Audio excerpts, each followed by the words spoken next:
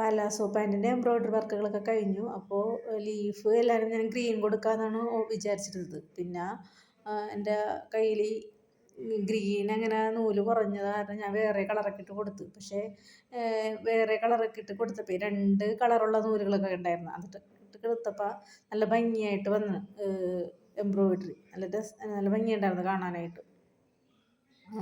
അങ്ങനെ 2 പാർട്ടാണിത്. പലാസോ പാൻറ്റിനുള്ള 2 പാർട്ടാണ് ഞാൻ വെട്ടി വെച്ചേക്കണത്. പിന്നെ ഇനി സ്റ്റിച്ച് ചെയ്യാനായിട്ട് ഇത് അധികം പണിയില്ലട്ടോ. ഞാൻ അന്ന് പറഞ്ഞ പോലെ ഇത് പലാസോ പാൻറ്റിന് ഞാൻ ഒരു വീഡിയോ കണ്ടിട്ട് അതൊരു പാറ്റേൺ വെട്ടിയെടുത്തിട്ട് അങ്ങനെ തന്നെയാണ് ചെയ്തത്. ആ പാറ്റേൺ വെട്ടിയെടുത്തിട്ട് തുണിയും ഇട്ട് അങ്ങനെ വെട്ടിയേക്കണം. കാരണം എനിക്കധികം ബുദ്ധിമുട്ടുണ്ടായിരുന്നില്ല വെട്ടാൻ. രണ്ടും ഒരുമിച്ചിട്ട് വെട്ടിയെടുത്തു.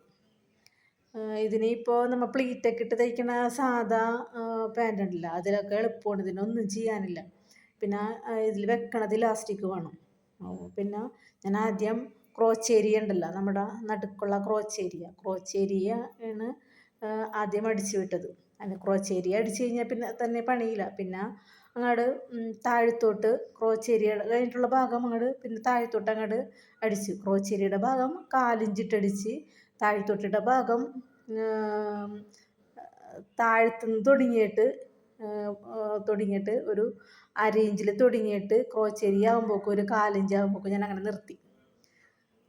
പിന്നെ താഴെയുള്ള ഭാഗം മടക്കി അടിച്ചു. പിന്നെ മുകളിൽ 1 ഇഞ്ച് മടക്കിയിട്ട് 1 ഇഞ്ചല്ല 2 ഇഞ്ച് വിട്ടിട്ടുണ്ടായിരുന്നു. അപ്പോൾ 1 ഇഞ്ച് ഇലാസ്റ്റിക്കിനുള്ള ഇത് അടിച്ചിട്ട് പിന്നെ ഇലാസ്റ്റിക് കയറ്റി വെച്ച് കൊടുക്കുകയാണ് ചെയ്തത്. ശരിക്കും പറഞ്ഞാൽ ഇത് വളരെ എളുപ്പമാണ്. നമുക്ക് ചെയ്ത് നോക്കുമ്പോഴൊക്കെ അറിയത്. പിന്നെ ഞാൻ എൻ്റെ സ്റ്റിച്ചിങ് കറക്റ്റായിട്ട് എല്ലാവരും ഇട്ടിട്ടില്ല. കാരണം എന്ന് വെച്ചാൽ എനിക്ക് അങ്ങനെ ഒരു കണ്ടീഷനല്ല, അങ്ങനെ വീഡിയോ എടുക്കാൻ പറ്റുന്ന ഒരു കണ്ടീഷനല്ല നമ്മൾ ചെയ്യണ എല്ലാ കാര്യങ്ങളും. ഞാൻ ഒറ്റയ്ക്ക് എവിടെയെങ്കിലും ഫോൺ വെച്ചാണ് എടുക്കണത്. അപ്പോൾ അതെനിക്ക് ഇടാൻ പറ്റിയിട്ടില്ല. ഇപ്പോൾ ഞാൻ ചെയ്യണ വർക്കുകളൊക്കെ ഇടണമെന്ന് മാത്രമേ ഉള്ളൂ. അപ്പോൾ അങ്ങനെ ഒരു കണ്ടീഷൻ നല്ല രീതിയിൽ പോകണമെങ്കിൽ നമുക്ക് എല്ലാ കാര്യങ്ങളും ഇടാം. പക്ഷെ ഇപ്പം എനിക്ക് പറഞ്ഞിട്ട് ആദ്യം ക്രോച്ചേരിയ ചെയ്ത്, അത് കഴിഞ്ഞിട്ട് അതിനുള്ള അടിയിലുള്ള ഭാഗങ്ങൾ ചെയ്ത്, പിന്നെ നമ്മുടെ ഇലാസ്റ്റിക് വെച്ച് കൊടുത്ത്, അങ്ങനെയുള്ള കുറച്ച് പണികൾ ഞാനിതിൽ ചെയ്തിട്ടുള്ളൂ. പക്ഷെ എനിക്ക് നല്ല കംഫർട്ടാണ് കേട്ടോ ഈ സംഗതി ഇട്ടിട്ട്.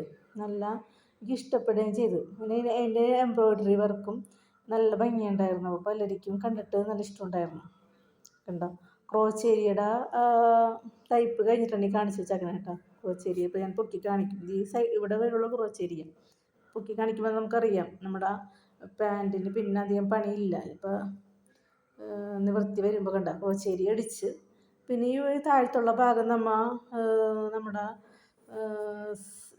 ചുരിദാറിൻ്റെ ഷേപ്പ് അടിക്കുമല്ലോ, ഷേപ്പ് അടിക്കണ പോലെ ഈ ഭാഗം അങ്ങനെ വളച്ചടിക്കണം. പിന്നെ ലാസ്റ്റിക്കും വെച്ച് കൊടുത്തു കഴിഞ്ഞാൽ ഇതിൻ്റെ പണികളൊക്കെ കഴിഞ്ഞു. പണി കഴിഞ്ഞിട്ടുള്ള എല്ലാ വർക്കുകളും കഴിഞ്ഞിട്ടുള്ള ലാസ്റ്റ് പാർട്ടാണ് കാണിക്കുന്നത്.